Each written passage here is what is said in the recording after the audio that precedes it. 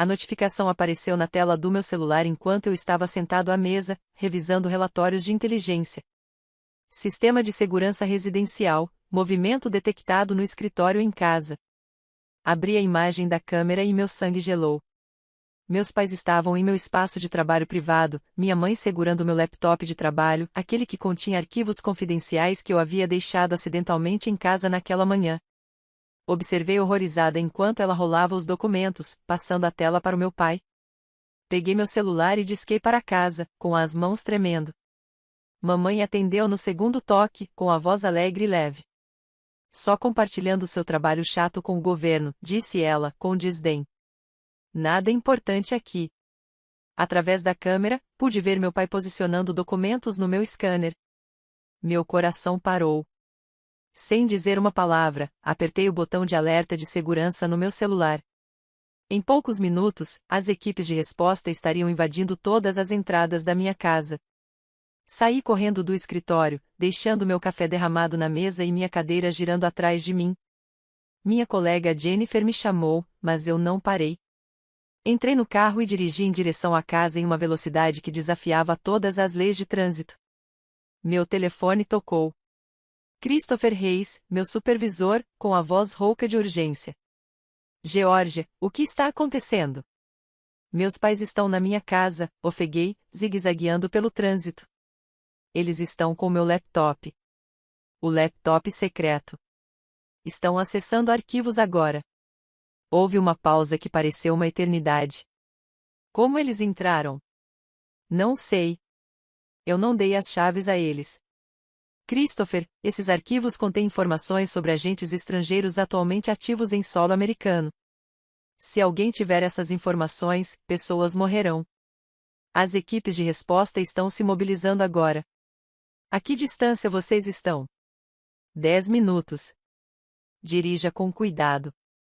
Nós cuidaremos disso. Sua voz suavizou um pouco. Geórgia, por que o laptop estava em casa? A pergunta que eu temia.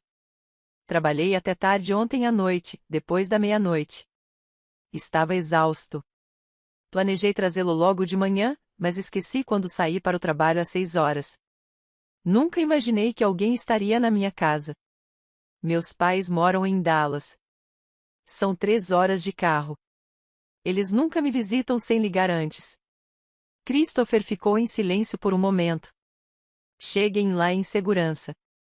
Nós resolveremos isso. Desliguei e pisei mais fundo no acelerador. Minha mente percorreu os arquivos naquele laptop, Operação Ponte Norte, a força-tarefa rastreando a rede de Vitor Vulou, nomes de informantes, locais de esconderijos, fotos de vigilância, tudo o que sabíamos sobre operações de inteligência estrangeira em solo americano. Se as pessoas erradas acessassem essas informações, toda a nossa rede entraria em colapso. Ativos seriam comprometidos. Vidas seriam perdidas. Entrei na minha garagem gritando 5 minutos antes da chegada das equipes de emergência. A casa parecia tranquila, comum, exatamente como eu a havia deixado naquela manhã. Entrei pela porta da frente, com o peito arfando, e corri direto para o meu escritório. Meus pais estavam lá, parecendo assustados, mas não particularmente preocupados. Minha mãe, linda, segurava meu laptop nas mãos, a tela ainda brilhando com documentos confidenciais. Meu pai, Robert, estava ao lado do meu scanner, com várias páginas já processadas e na bandeja de saída. Geórgia, minha mãe sorriu, aquele sorriso maternal e caloroso que eu conhecia desde sempre. Querida, só queríamos ver no que você tem se dedicado tanto. Você nunca fala sobre o seu trabalho. Achamos que, se entendêssemos o que você faz, poderíamos te ajudar, te dar mais apoio. Atravessei a sala em 2 passos e arranquei o laptop das mãos dela. Meus dedos percorreram o teclado, verificando o histórico de acesso. Meu estômago embrulhou. 15 arquivos diferentes foram abertos. Centenas de páginas rolaram. Os carimbos de data e hora mostravam que eles estavam ali há mais de 2 horas. Por quê? Minha voz saiu como um sussurro. Por que você faria isso? Meu pai deu um passo à frente, com uma expressão séria. Sua mãe tem razão, Geórgia. Nós somos seus pais. Temos o direito de saber o que está consumindo sua vida. Você trabalha 80 horas por semana. Você mal dorme. Nós nos preocupamos com você. Isto é informação confidencial, eu disse, elevando a voz. Lei federal. Você acabou de cometer espionagem. Entendeu? Não seja dramática, disse minha mãe, acenando com a mão em desdém. É só papelada, burocracia governamental, nada importante. Mas eu não estava mais olhando para minha mãe. Meus olhos haviam captado algo no scanner do meu pai. Não era o scanner doméstico básico que eu tinha. O dispositivo sobre a minha mesa era sofisticado, de nível militar, com recursos de criptografia embutidos no painel. Eu já tinha visto equipamentos como aquele antes em instalações governamentais seguras. Meu olhar se voltou para a bolsa da minha mãe, aberta sobre a cadeira da minha escrivaninha. Lá dentro, vislumbrei um pendrive, mas não um comum. O estojo tinha um design específico, um drive de criptografia seguro usado por agências de inteligência. Minha mente vacilou. Olhei novamente para a tela do meu laptop, estudando o padrão de acesso. Os movimentos do cursor não eram de navegação aleatória. Eram sistemáticos, metódicos, em busca de informações específicas. Não se tratava de pais curiosos tentando entender o trabalho da filha. Tratava-se de uma operação de inteligência direcionada. A constatação me atingiu como um golpe físico. Meus pais não tinham tropeçado nisso. Eles tinham planejado. Sirenes soaram lá fora, cada vez mais altas. No espaço de 5 segundos, minhas portas da frente e de trás explodiram para dentro simultaneamente. 6 agentes da segurança interna e do FBI invadiram minha casa, armas em punho, vozes gritando ordens. Mãos ao alto. Ninguém se mexa. O agente David Palmer liderou a invasão, com o rosto marcado por linhas duras. 2 agentes imediatamente se moveram em direção aos meus pais, forçando-os a se ajoelharem, com as mãos atrás das costas. O clique metálico de algemas ecoou em meu pequeno escritório. Minha mãe começou a chorar. Geórgia, o que você está fazendo? Somos sua família. Como pôde chamar a polícia? O rosto do meu pai se transformou em raiva. É assim que você trata seus pais? Nós criamos você, sacrificamos tudo por você, e é isso que recebemos? Mas eu vi algo diferente nos olhos do meu pai. Por apenas um segundo, quando os agentes o agarraram, sua expressão mudou. A raiva desapareceu, substituída por algo tranquilo e profissional. O olhar de um agente treinado, não de um civil assustado. Então, desapareceu, escondido novamente atrás da máscara de um pai indignado. O agente Palmer se aproximou de mim. Senhorita Georgia, a senhora está bem? Assenti, sem conseguir falar. Precisamos que a senhora saia enquanto protegemos a cena. O agente Morrison colherá seu depoimento. Saí do meu escritório com as pernas trêmulas. Atrás de mim, ouvi minha mãe soluçando e os protestos furiosos do meu pai. Entrei na minha sala de estar, o lugar onde eu havia oferecido jantares em família, onde ríamos e compartilhávamos histórias, e senti os alicerces da minha vida inteira se quebrando sob meus pés. A agente Sarah Morrison estava sentada à minha frente, à mesa de jantar, com o bloco de notas aberto e a expressão cuidadosamente neutra. Através das paredes, eu podia ouvir meus pais sendo interrogados em salas separadas. Minha casa havia se tornado uma cena de crime, com todos os cômodos fervilhando de agentes federais, marcadores de evidência sendo colocados, fotografias sendo tiradas. Conte-me tudo hoje de manhã, disse Sarah. Sua voz era gentil, mas seu olhar era afiado, avaliador. Expliquei tudo, a sessão de trabalho até altas horas da noite, meu cansaço, o esquecimento do laptop, a chegada inesperada dos meus pais. Sarah escreveu rapidamente, a caneta deslizando pela página. Quando foi a última vez que seus pais me visitaram sem avisar? Perguntou ela. Pensei um pouco. Nunca. Eles sempre ligam com pelo menos uma semana de antecedência. Eles gostam de planejar. Minha mãe faz um roteiro completo quando me visitam. Eles tinham chaves da sua casa? Não, eu nunca dei chaves extras. Moro sozinha. Trabalho na inteligência. Sou cuidadosa com a segurança. A caneta de Sarah parou. Então como eles entraram? Essa pergunta pairou no ar entre nós. Sarah pegou seu tablet e me mostrou as imagens de segurança da câmera da minha varanda. Observei meu pai se aproximar da minha porta às 7h45 daquela manhã, pouco mais de uma hora depois de eu ter saído para o trabalho. Ele se ajoelhou diante da minha fechadura e suas mãos se moveram com eficiência e prática. Em 15 segundos, minha porta se abriu. Sem hesitação, arrombamento profissional. Seu pai tem treinamento, observou Sarah. Eu não conseguia falar. Observei-o na tela, seus movimentos confiantes e habilidosos, e vi um estranho com o rosto do meu pai.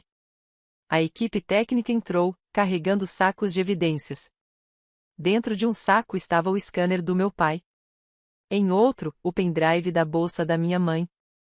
Um jovem agente chamado Thomas se aproximou de Sarah. Você precisa ver isso, disse ele, com a voz tensa. Nós o seguimos até meu escritório, agora repleto de equipamentos e investigadores. Thomas apontou para a tela do seu laptop, que mostrava a análise do scanner. Este dispositivo não apenas digitaliza documentos. Ele transmite dados em tempo real para um servidor criptografado. Tudo o que eles digitalizaram foi imediatamente carregado. Minha visão ficou turva. Onde? Qual servidor? Estamos rastreando agora, mas a criptografia é sofisticada. Nível governamental. Sarah voltou-se para a análise do pendrive. Outra técnica, uma mulher chamada Patrícia, parecia pálida ao relatar suas descobertas. Este pendrive contém malware, um spyware avançado projetado para se infiltrar em sistemas seguros. Também encontramos um registrador de teclas digitadas no laptop da senhorita Georgia. Ele foi instalado há 3 dias. 3 dias atrás.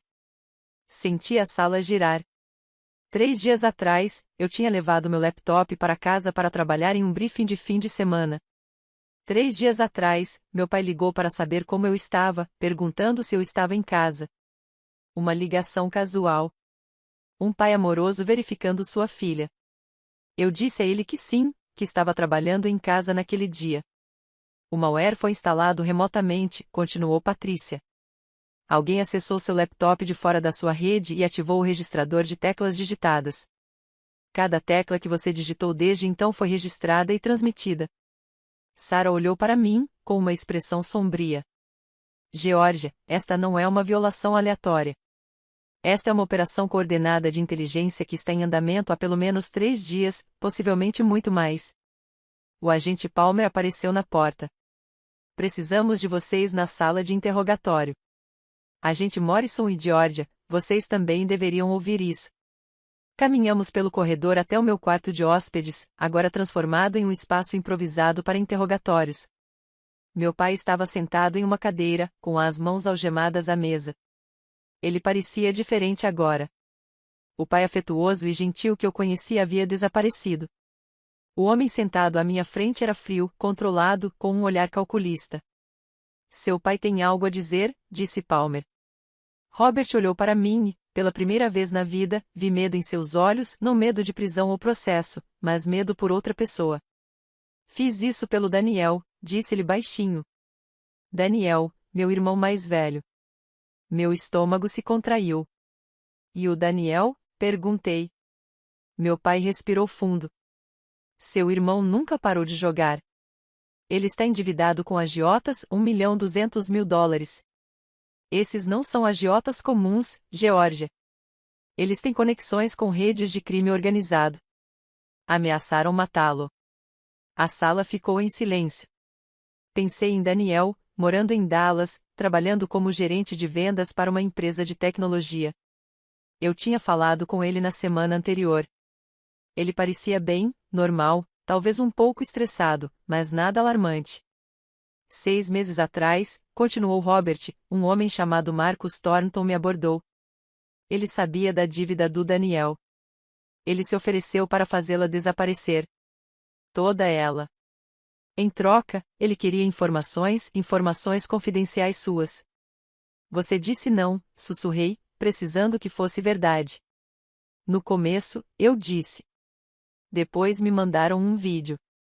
A voz do meu pai falhou. Eles mantiveram o Daniel em um depósito. Quebraram os dedos dele, Georgia, um por um, enquanto ele gritava. Disseram que da próxima vez seria pior.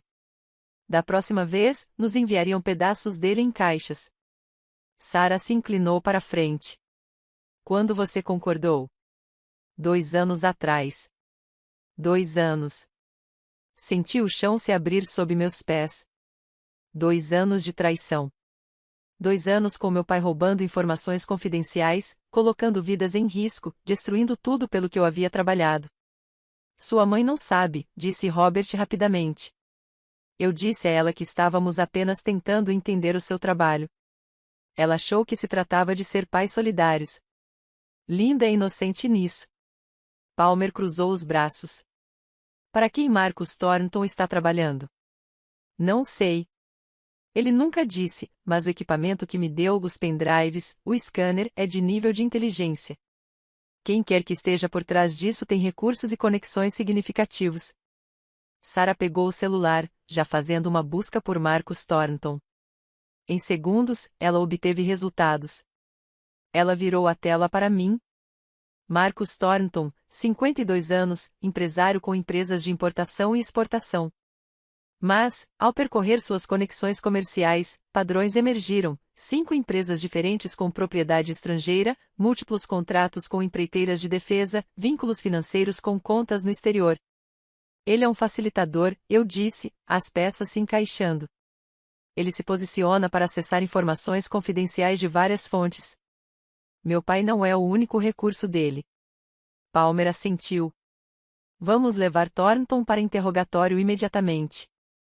Olhei para o meu pai, o homem que me ensinou a andar de bicicleta, que compareceu a todos os eventos da escola e que me disse que estava orgulhoso quando entrei para a segurança interna.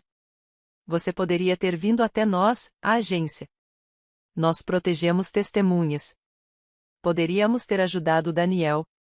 Eles disseram que tinham pessoas lá dentro, respondeu Robert. Disseram que se eu denunciasse, eles saberiam e o Daniel morreria. A porta se abriu e Christopher Reis entrou. Seu rosto estava tenso, exausto. Ele tinha vindo da sede e carregava o peso daquele desastre em sua postura. Georgia, disse-lhe baixinho, preciso falar com você a sós. Caminhamos até a minha cozinha. Christopher encostou-se no balcão e, quando olhou para mim, vi algo em sua expressão que me apavorou. A corregedoria está abrindo uma investigação, disse ele, sobre você. As palavras não faziam sentido. O quê? Eles precisam determinar se você sabia das atividades do seu pai, se deixou seu laptop acessível de propósito. Isso é loucura. Eu sou a vítima aqui. Eu sei, mas veja a linha do tempo da perspectiva deles. Você esqueceu seu laptop em casa, o que nunca acontece. Seus pais apareceram sem avisar, o que nunca acontece. O momento é muito conveniente. Alguns agentes estão perguntando se você facilitou essa invasão. Senti a raiva queimar em meio ao choque. Eu jamais trairia meu país. Você me conhece, Christopher. Você trabalha comigo há 5 anos. Eu te conheço. Eu acredito em você. Mas tenho que seguir o protocolo. Com efeito imediato, você está suspenso enquanto a investigação estiver em andamento. Preciso do seu distintivo e da sua arma. Minhas mãos tremiam quando tirei meu distintivo do cinto e minha arma de serviço do coldre. Coloquei-os no balcão entre nós. 5 anos de dedicação, de sacrifício, de noites sem dormir protegendo este país, e agora eu estava sendo tratado como um criminoso. Não saia da cidade, disse Christopher. Você será chamado para interrogatório. Coopere plenamente. Diga a verdade. Se você for inocente, a investigação provará. Se eu fosse inocente. A condicional me atingiu em cheio. Christopher foi embora, e eu fiquei sozinha na cozinha, ouvindo os agentes processarem minha casa, minha vida, minha família.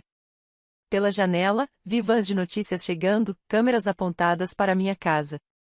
Alguém havia vazado a história. Pela manhã, meu nome e meu rosto estariam em todos os lugares, associados a palavras como espionagem, traição, deslealdade. Os interrogatórios começaram na manhã seguinte. Sentei-me numa sala fria e sem janelas na sede da segurança interna, diante de 2 investigadores da corregedoria que me olhavam como se eu já fosse culpado. Fizeram as mesmas perguntas repetidamente, alternando entre elas, tentando identificar inconsistências. Por que você levou arquivos confidenciais para casa? Já expliquei. Trabalhei até tarde. Estava cansado. Planejei trazer o laptop logo cedo. Mas você esqueceu. Sim.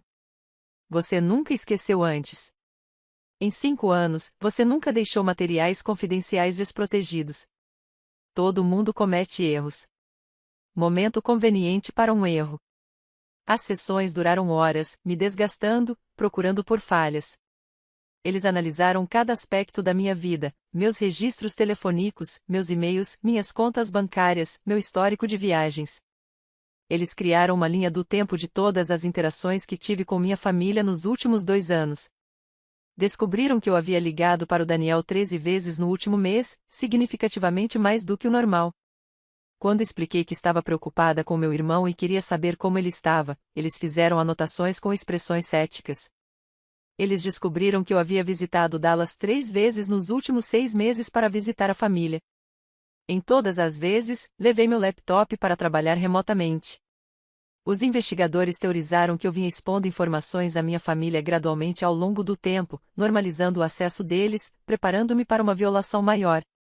Não foi isso que aconteceu, insisti, mas percebi que eles não acreditaram em mim.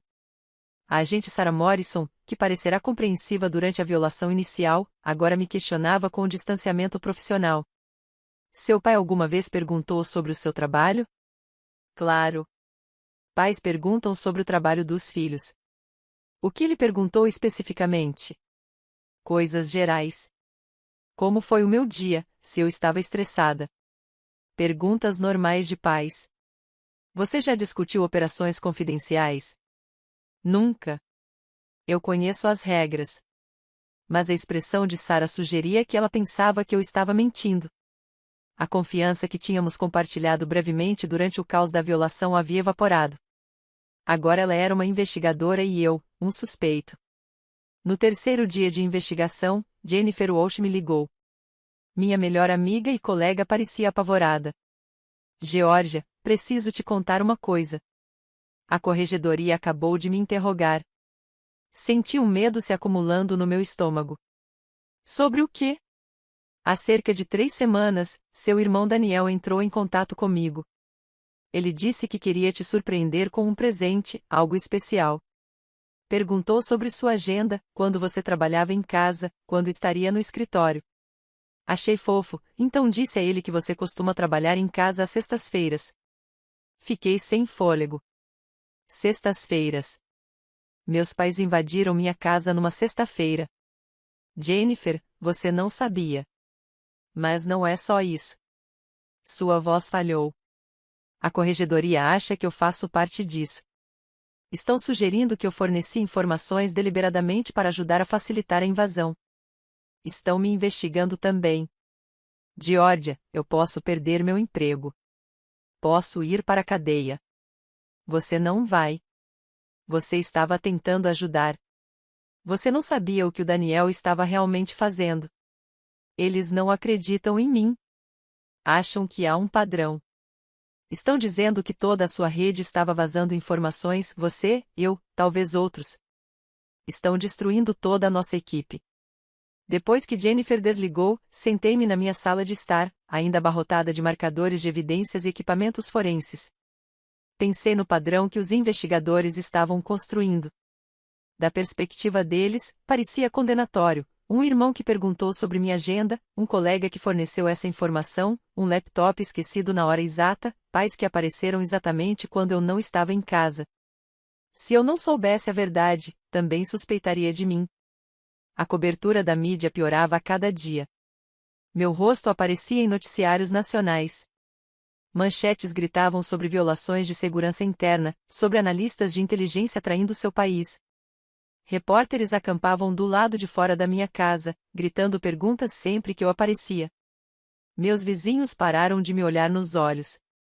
Recebi ameaças de morte nas redes sociais, centenas de mensagens me chamando de traidor, exigindo minha execução. Toda a minha reputação, tudo que construía ao longo de 5 anos de serviço dedicado, ruiu em 72 horas. Tornei-me o rosto da traição, e nenhuma quantidade de protestos de inocência fez diferença. O tribunal da opinião pública já havia me condenado.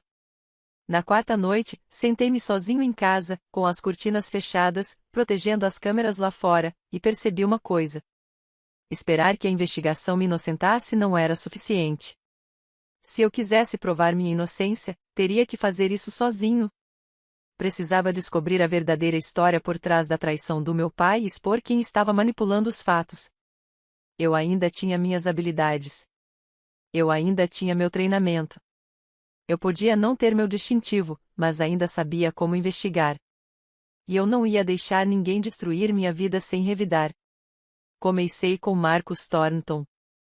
Sem acesso a bancos de dados governamentais, tive que trabalhar com informações públicas, mas anos de treinamento em inteligência me ensinaram a encontrar padrões em dados aparentemente inocentes. Passei 18 horas seguidas pesquisando registros comerciais, registros de propriedades, registros corporativos e conexões em redes sociais. Marcus Thornton era dono de 7 empresas diferentes, cada uma com estruturas societárias complexas envolvendo empresas de fachada e entidades offshore. Mas quando mapeei as conexões, descobri algo interessante. 5 das empresas de Marcus tinham contratos com empreiteiros de defesa que trabalhavam em projetos confidenciais. 2 empresas tinham investidores estrangeiros de países conhecidos por operações de inteligência contra os Estados Unidos. Marcus não era apenas um empresário. Ele era um nó em uma rede projetada para coletar informações confidenciais de múltiplos pontos de acesso. Meu pai não era seu único trunfo. Marcus havia se posicionado para atingir diferentes partes da comunidade de inteligência, da indústria de defesa e das operações governamentais. Era um trabalho de inteligência sofisticado e de longo prazo. Mas Marcus não estava no topo. Alguém o estava dirigindo, coordenando a operação, alguém com os recursos e o conhecimento para administrar uma rede tão complexa. Pensei no que meu pai havia dito. Marcus mencionou alguém chamado Victor. Procurei por Victor ligado a Marcus, a inteligência estrangeira, a operações em solo americano. O nome Victor Vullo aparecia repetidamente em relatórios de inteligência que eu lembrava do meu trabalho. Ele era um fantasma, um suposto agente de inteligência estrangeira operando nos Estados Unidos. Mas não havia avistamentos confirmados, nem fotografias, nem evidências concretas. Ele existia em rumores e suspeitas. Então me lembrei de algo que me fez gelar o sangue. Um dos arquivos que meus pais acessaram no meu laptop continha nossas informações sobre Victor Vullo. Ele listava membros suspeitos da rede, locais de esconderijos, métodos de contato, tudo o que sabíamos sobre suas operações. Não se tratava de roubar informações gerais. Victor queria saber especificamente o que sabíamos sobre ele. Ele queria identificar vazamentos em sua rede, descobrir quais de seus funcionários poderiam estar comprometidos. Isso era contra-inteligência. E se Victor agora soubesse tudo naqueles arquivos, ele começaria a eliminar qualquer um que pudesse identificá-lo. Informantes desapareceriam. Testemunhas morreriam. Estávamos prestes a perder anos de trabalho de inteligência, e pessoas seriam mortas. Eu precisava avisar alguém, mas fui suspenso. Se eu contatasse minha agência, eles pensariam que eu estava tentando manipular a investigação. Eu precisava de provas. Decidi ir a Dallas para encontrar Daniel. Meu irmão estava no centro de tudo. Se eu conseguisse que ele me contasse tudo o que sabia sobre Marcus e Victor, talvez eu conseguisse reunir evidências suficientes para comprovar o real alcance desta operação. Comprei uma passagem aérea em dinheiro, sem querer criar um rastro digital. Voar para Dallas violava a ordem de não sair da cidade, mas eu não me importava mais. Minha carreira já estava destruída. O que importava agora era deter Victor antes que mais pessoas morressem. O apartamento de Daniel ficava em um condomínio decadente na zona leste de Dallas. Bati na porta dele por 5 minutos antes que ele finalmente atendesse. Quando ele abriu a porta, mal o reconheci. Meu irmão parecia ter envelhecido 10 anos nos últimos meses. Ele era magro, com olheiras e uma coloração amarelada na pele. Suas mãos tremiam. Ele tinha um hematoma que sumia na bochecha esquerda e a mão direita estava enfaixada. Geórgia, disse ele, com a voz embargada. Ai, meu Deus, Geórgia. Ele me puxou para dentro e imediatamente começou a chorar, não lágrimas silenciosas, mas soluços profundos e angustiantes que sacudiam todo o seu corpo. Segurei meu irmão enquanto ele se desintegrava, e senti a raiva crescendo dentro de mim por quem o havia reduzido a isso. Quando finalmente se acalmou o suficiente para falar, a história jorrou. O jogo nunca tinha parado. Ele apenas tinha melhorado em escondê-lo: pôquer online, apostas esportivas, jogos de apostas altas em salas privadas. Ele havia perdido tudo: suas economias, sua aposentadoria, dinheiro que pegou emprestado de amigos. Depois, pegou emprestado de pessoas que não aceitavam desculpas ou atrasos. A dívida aumentou para $1.200.000. Os agiotas não eram criminosos locais. Eles tinham conexões com o crime organizado internacional. Quando Daniel não conseguiu pagar, eles o levaram para um depósito. Quebraram 2 dedos dele com um martelo enquanto filmavam. Enviaram o vídeo para meu pai. Marcus Thornton apareceu no dia seguinte. Daniel disse que sabia de tudo sobre a dívida, sobre as ameaças, sobre o vídeo. Disse que conseguiria fazer tudo desaparecer. Parecia um milagre. O que ele queria em troca? Perguntou. Informações sobre você, sua agenda, seus hábitos, suas medidas de segurança. Ele disse que era para uma verificação de antecedentes, algum tipo de revisão de credenciamento de segurança reforçada. Parecia oficial. Eu estava desesperado. Contei tudo a ele. O Marcus já mencionou para quem trabalhava? Daniel assentiu. Uma vez, eu o ouvi ao telefone. Ele disse um nome: Vitor. Ele disse: o Vitor quer que isso seja feito de forma limpa, sem deixar vestígios até nós. Vitor ovulou. A confirmação que eu precisava. Daniel, preciso que você venha comigo. Precisamos denunciar isso ao FBI. Seu depoimento pode ajudar a expor toda essa operação. Não posso. Se eu falar, eles me matam. Eles vão te matar de qualquer jeito. Marcos não deixa testemunhas. A única maneira de você sobreviver é se derrubarmos toda essa rede. Antes que Daniel pudesse responder, meu telefone vibrou com uma mensagem de um número desconhecido: eu sei onde você está. Você não deveria ter vindo para Dallas. Olhei pela janela de Daniel e vi um sedã escuro estacionado do outro lado da rua. 2 homens estavam sentados lá dentro, observando o prédio. Precisamos ir agora.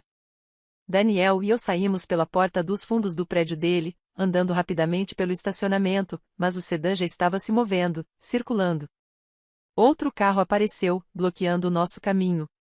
Agarrei a mão de Daniel e corri. Atravessamos quintais, pulamos cercas, e tentei me lembrar do meu treinamento para fugir de perseguições, mas eu não treinava para isso há anos, e Daniel estava fora de forma e apavorado. Os perseguidores eram profissionais. Ficaram longe o suficiente para evitar o confronto, mas perto o suficiente para que não pudéssemos escapar. Estavam nos pastoreando, nos levando em direção a algo. Chegamos a um shopping e corremos para dentro, nos perdendo na multidão. Levei Daniel para dentro de uma loja de departamentos e depois para um provador. Esperamos, ouvindo passos passando, vozes falando com José, falando baixinho. Verifiquei meu celular. Não havia sinal dentro da loja. Não podíamos ficar ali. Eventualmente, eles iriam verificar cada cômodo, cada esconderijo. Precisávamos de ajuda, mas eu não sabia em quem confiar. Então meu celular vibrou com outra mensagem, desta vez da Jennifer: Georgia, onde você está? O Christopher está te procurando. Ele sabe que você saiu da cidade. Há um mandado de prisão contra você. Um mandado. Eu era oficialmente uma fugitiva agora. Daniel me olhou com medo nos olhos. O que fazemos? Corremos, eu disse, e descobriremos como revidar. Esperamos naquele provador por 45 minutos, ouvindo os sons de compradores passando, os sistemas de anúncios pedindo ajuda em vários departamentos, a normalidade cotidiana de pessoas vivendo suas vidas enquanto nos escondíamos de homens que queriam nos matar. Quando os sons de perseguição pareceram diminuir, levei Daniel para fora por uma saída de emergência do outro lado do shopping. O alarme tocou quando abrimos a porta, mas continuamos correndo. Chegamos a um bairro residencial e diminuímos o passo, tentando nos misturar, 2 pessoas passeando à tarde.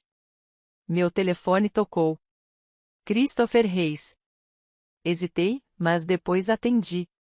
Georgia, o que você está fazendo em Dallas? Estou tentando encontrar provas. Christopher, isso é mais importante que meu pai.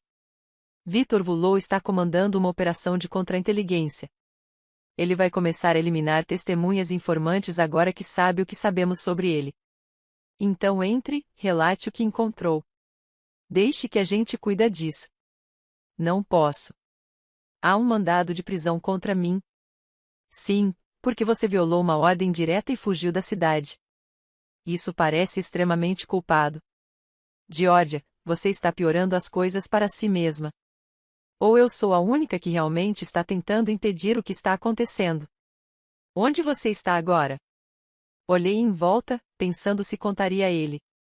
Algo na voz de Christopher parecia estranho, calma demais, controlada demais.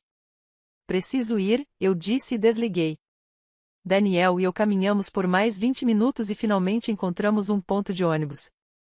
Pegamos o ônibus para o centro da cidade e depois pegamos outro em direção ao aeroporto. Eu não planejava voar para lugar nenhum, mas aeroportos eram lotados, com público era mais difícil para alguém se mexer sem testemunhas. Foi quando vi o carro novamente.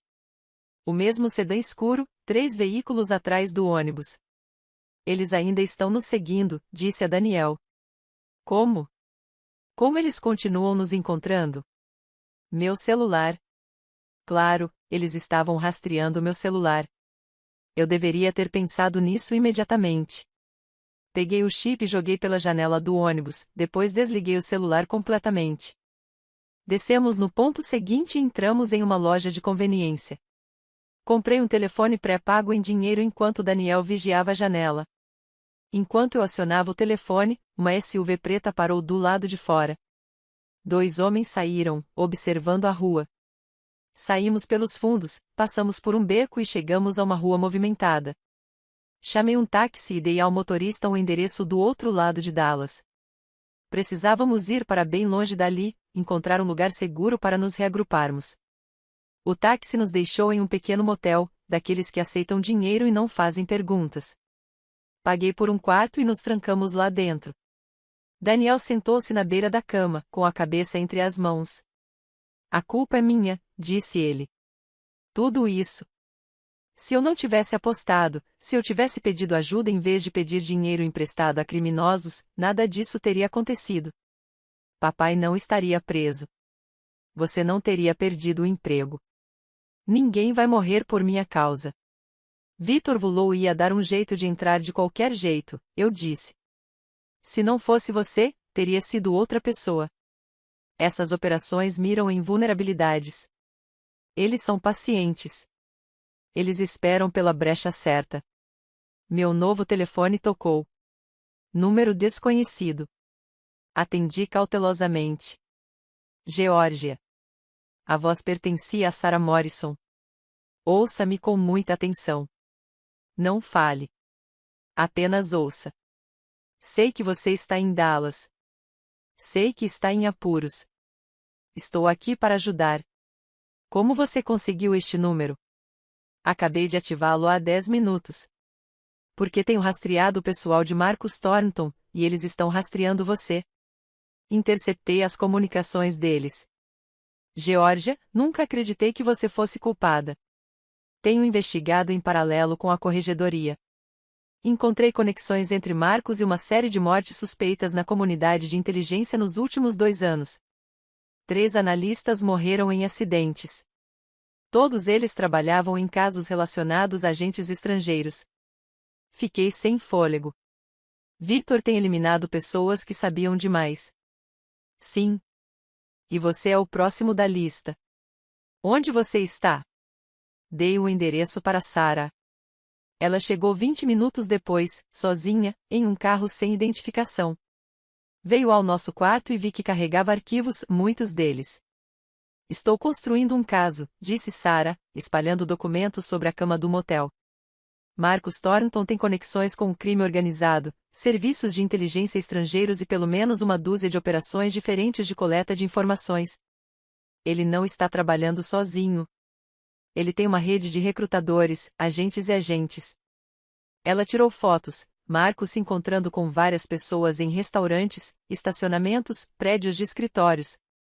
Registros financeiros mostrando pagamentos de contas no exterior. Registros telefônicos revelando um padrão de comunicações criptografadas. Mas aqui está o que é realmente interessante, continuou Sarah.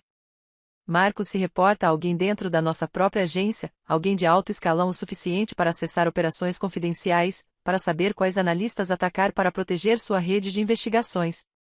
Quem? Sarah hesitou. Ainda não tenho provas, apenas suspeitas, mas acho que é Christopher Hayes. As palavras me atingiram como um golpe físico. Christopher, meu mentor, o homem que me recrutou para a segurança interna, que guiou minha carreira, em quem eu confiava completamente. Isso é impossível. É mesmo? Pense nisso, Georgia.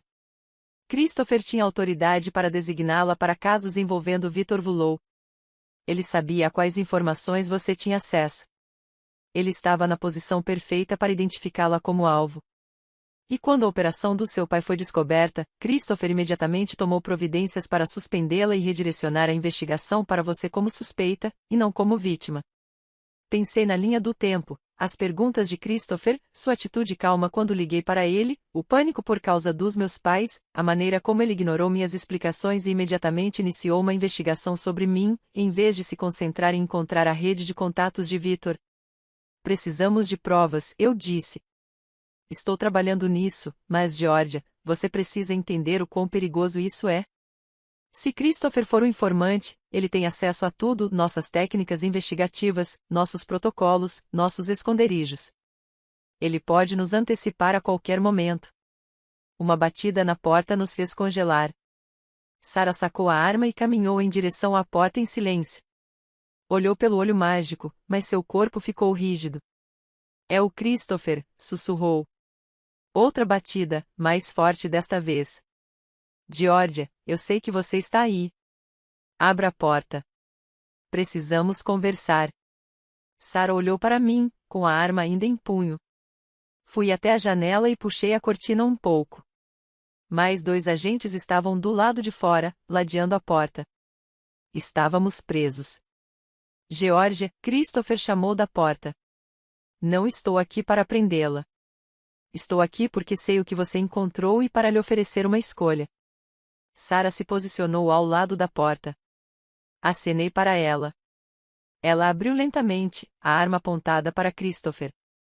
Ele ficou ali, com as mãos visíveis, sem arma em punho, mas sua expressão era fria, calculista, nada parecida com o mentor afetuoso que eu conhecera. Posso entrar? Perguntou ele. Fique onde está, ordenou Sarah. Christopher deu um leve sorriso. Agente Morrison, eu estava me perguntando quando você descobriria. Você é bom. Melhor do que a maioria, mas não bom o suficiente. Você está preso, disse Sarah. Sob quais acusações? Suspeita? Você não tem provas. Tudo que você reuniu é circunstancial. Tenho sido muito cuidadosa. Por quê? Perguntei, minha voz quase um sussurro. Por que trair seu país? Por que me trair? A expressão de Christopher se suavizou um pouco. Eu nunca quis que você se machucasse, Georgia. Você foi uma ferramenta, nada mais. Seu acesso aos arquivos de Victor era valioso demais para ser desperdiçado, mas eu te respeitava de verdade. Você é brilhante no seu trabalho. Você vendeu seu país por dinheiro, pela sobrevivência. A calma de Christopher se dissipou um pouco. 10 anos atrás, cometi erros, dívidas de jogo, assim como Daniel. Victor descobriu. Ele me ofereceu uma saída. Quando percebi com o que havia concordado, já era tarde demais. Eu estava metido em encrenca. Tantas vidas destruídas por causa do jogo, por causa de dívidas, porque as pessoas fizeram escolhas desesperadas que não podiam voltar atrás. Christopher Hayes, disse Sarah formalmente, você está preso por espionagem, conspiração e violações das leis federais de segurança. Christopher riu. Você não vai prender ninguém, agente Morrison. A janela atrás de nós explodiu para dentro. Latas de gás atingiram o chão, enchendo o cômodo com fumaça branca. Ouvi gritos, passos, caos. Mãos me agarraram, me puxando em direção à porta. Lutei, mas eram muitas. Ouvi a arma de Sarah disparar, mais gritos. Então tudo ficou escuro. Acordei no banco de trás de um veículo em movimento, com as mãos amarradas à frente. Minha cabeça latejava onde alguém me havia atingido durante o caos no motel. Daniel estava sentado ao meu lado, também contido, com os olhos arregalados de terror. À nossa frente, Christopher estava sentado, nos observando com a mesma expressão calma. Para onde vocês estão nos levando? Perguntei. Para algum lugar tranquilo. Um lugar onde possamos conversar sem interrupção? Ele se inclinou para a frente. Georgia, isso não precisa acabar mal para você. Você e Daniel podem sair dessa. Tudo o que precisam fazer é cooperar. Cooperar como? Diga à investigação que seu pai agiu sozinho, que ele te manipulou, usou sua confiança contra você. Aceite um acordo. Alegue negligência. Consiga uma pena reduzida. Em alguns anos, tudo isso será esquecido. Enquanto você continua vendendo informações para o Victor. O Victor é cuidadoso. Ele pega o que precisa, mas nunca o suficiente para causar danos catastróficos. É um acordo sustentável. Ambos os lados se beneficiam. Pessoas morrem por causa das informações que você vende. Pessoas morrem todos os dias por inúmeras razões. Essa é a natureza do trabalho de inteligência. Você sabe disso. Olhei para Christopher e percebi que estava encarando um estranho. Quaisquer valores ou princípios que ele um dia defendeu haviam sido corroídos por anos de concessões. Ele havia racionalizado sua traição tão completamente que acreditava genuinamente estar sendo razoável. O veículo parou. Estávamos em um distrito de armazéns, com prédios industriais vazios sob a luz fraca do entardecer. Eles nos tiraram e nos empurraram para dentro de um prédio. Lá dentro, Marcus Thornton esperava, junto com outros 3 homens que eu não reconheci. Então, este é o analista que causou todo o problema, disse Marcus, me observando. Você deveria ter ficado suspenso e calado. Ela é teimosa, disse Christopher. Sempre foi. Foi isso que a tornou boa no que faz. É também o que vai matá-la, respondeu Marcus. Levaram-nos para uma sala nos fundos, vazia, exceto por 2 cadeiras presas ao chão. Forçaram-me a sentar numa cadeira, Daniel na outra, e prenderam-nos com mais amarras. Última oportunidade, disse-me Christopher. Coopere ou desapareça. Escolha. Antes que eu pudesse responder, meu celular, que haviam tirado de mim mais cedo, vibrou no bolso de Christopher. Ele o pegou e franziu a testa para a tela. Vários alertas de segurança da sua casa, disse ele. O FBI está executando outro mandado de busca. Ele olhou para Marcus. Você limpou tudo? Tudo que era rastreável foi removido dias atrás. Mas vi algo na expressão de Marcus, um lampejo de preocupação, e percebi algo. Esses homens eram bons no que faziam, cuidadosos e metódicos, mas cometeram um erro crucial. Subestimaram meu pai. Meu pai trabalhava com eles havia 2 anos, mas não estava realmente do lado deles.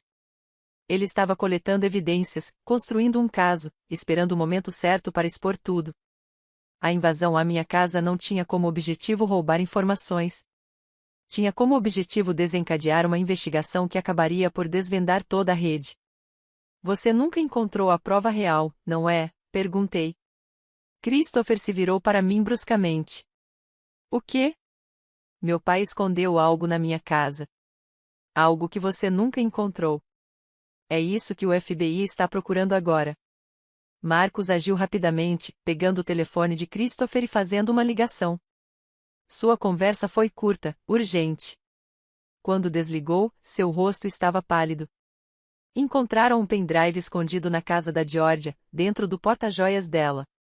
Fundo falso. Estão revisando o conteúdo agora. A calma de Christopher finalmente se desfez. O que tem aí? Tudo, eu disse, embora estivesse chutando. Gravações das suas reuniões com Marcus, transações financeiras, comunicações com Victor, evidências de outros informantes na comunidade de inteligência. Meu pai passou 2 anos documentando toda a sua operação. A sala explodiu em caos. Marcos e Christopher discutiam, elevando o tom de voz. Os outros homens sacaram as armas, olhando nervosamente para as saídas. Na confusão, trabalhei nas minhas amarras. As braçadeiras estavam apertadas, mas eu havia sido treinado para aquela situação. Torci os pulsos, criando pressão, procurando por qualquer fraqueza. Um tiro ecoou pelo armazém. Todos ficaram paralisados. Sarah Morrison estava parada na porta, com a arma em punho, sangue escorrendo pelo braço esquerdo, mas com a postura firme. Larguem as armas. Todos vocês. O FBI e a segurança interna estão cercando este prédio. Vocês não têm para onde ir. Atrás dela, eu podia ver luzes vermelhas e azuis piscando pelas janelas. Sirenes soavam cada vez mais altas. O rosto de Christopher se transformou em algo feio e desesperado. Você está arruinado, Christopher, eu disse. Acabou. O que aconteceu em seguida ocorreu em segundos, mas pareceu em câmera lenta. Christopher sacou uma arma do casaco. Sarah atirou, atingindo-o no ombro. Ele caiu. Marcos correu para uma saída lateral, mas encontrou agentes bloqueando seu caminho. Os outros homens se renderam, largando as armas e com as mãos levantadas. Sarah rompeu minhas amarras, depois as de Daniel. Meu irmão desabou em meus braços, soluçando de alívio.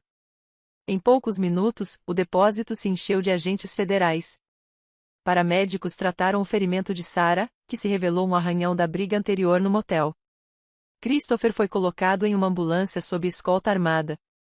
Marcos e seus companheiros foram algemados e levados embora. O agente Palmer se aproximou de mim com uma expressão de quem pede desculpas. Senhorita Georgia, eu lhe devo um pedido de desculpas. Encontramos o pendrive que seu pai escondeu. As evidências nele são abrangentes. Elas provam tudo, sua inocência, a traição de Christopher, toda a rede Victor Vullow. A senhora estava certa o tempo todo. Mais tarde, descobri que meu pai havia passado 2 anos fingindo cooperar com Marcos enquanto gravava tudo secretamente. Ele havia documentado reuniões, copiado arquivos, rastreado transações financeiras. Ele sabia que Christopher era um infiltrado, mas precisava de provas antes de expô-lo. A invasão à minha casa foi o gatilho. Meu pai havia escondido o pendrive com as evidências e, em seguida, acionado deliberadamente o alerta de segurança.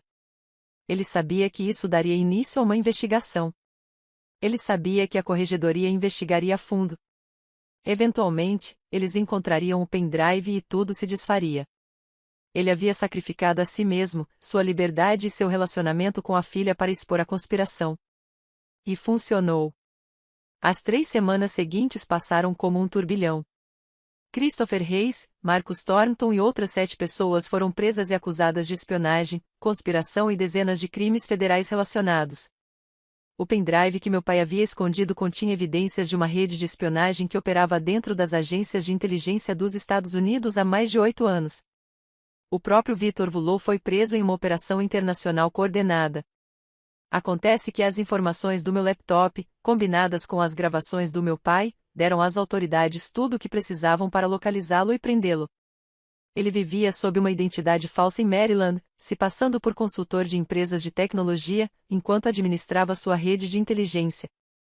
As provas me exoneram completamente.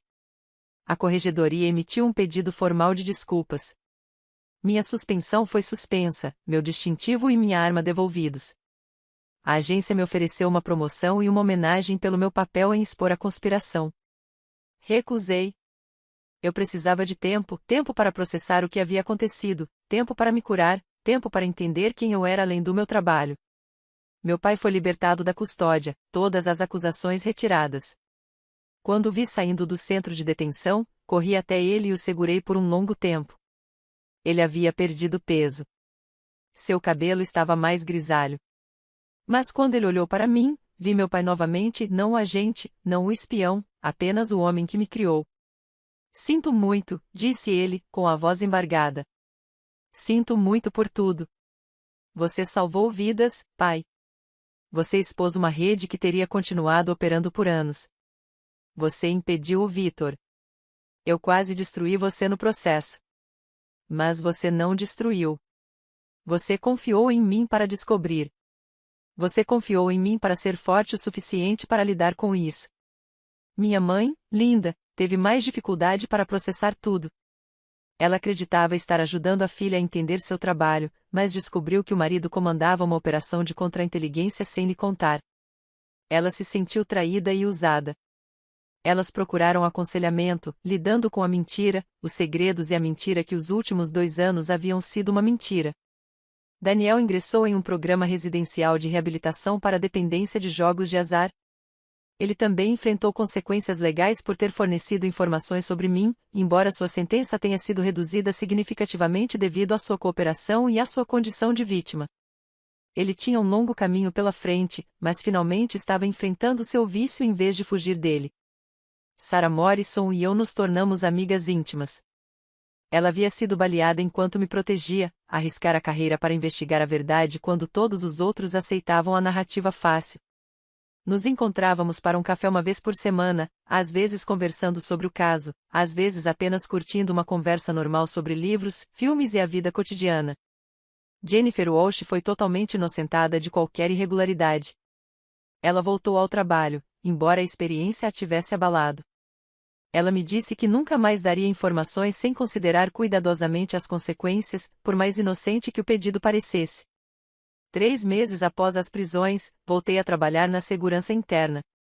Solicitei transferência para outra divisão, um novo começo, longe das pessoas e lugares que me lembravam da traição de Christopher.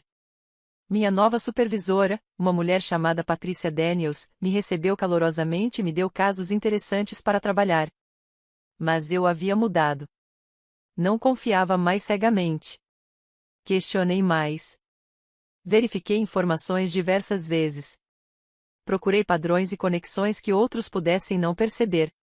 A experiência me tornou melhor no meu trabalho, mas também me tornou mais cautelosa, mais reservada.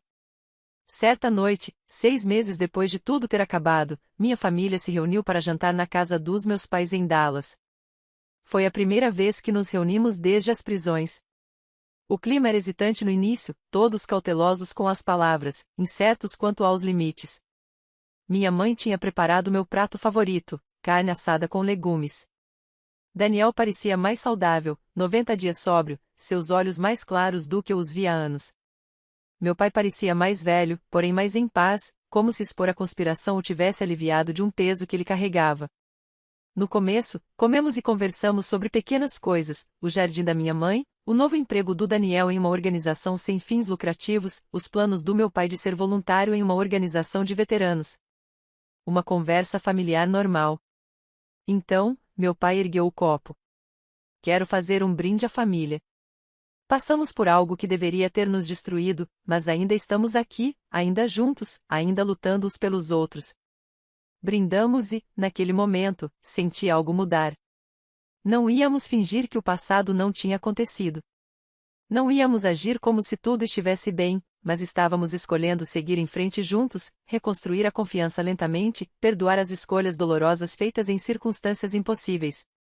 Olhei ao redor da mesa para minha família imperfeita, complexa e humana e percebi algo importante. Perfeição não era o objetivo. Compreensão, sim. Perdão, sim. Crescimento, sim. Todos nós cometemos erros. Meu pai guardou segredos que quase nos destruíram. Daniel fez escolhas terríveis movido pelo vício. Minha mãe confiou quando deveria ter questionado. Eu estava tão focado no meu trabalho que não percebi os sinais de alerta na minha própria família. Mas também demonstramos coragem. Meu pai arriscou tudo para expor a corrupção. Daniel finalmente enfrentou seu vício. Minha mãe estava aprendendo a fazer perguntas difíceis. Eu lutei quando tudo parecia perdido.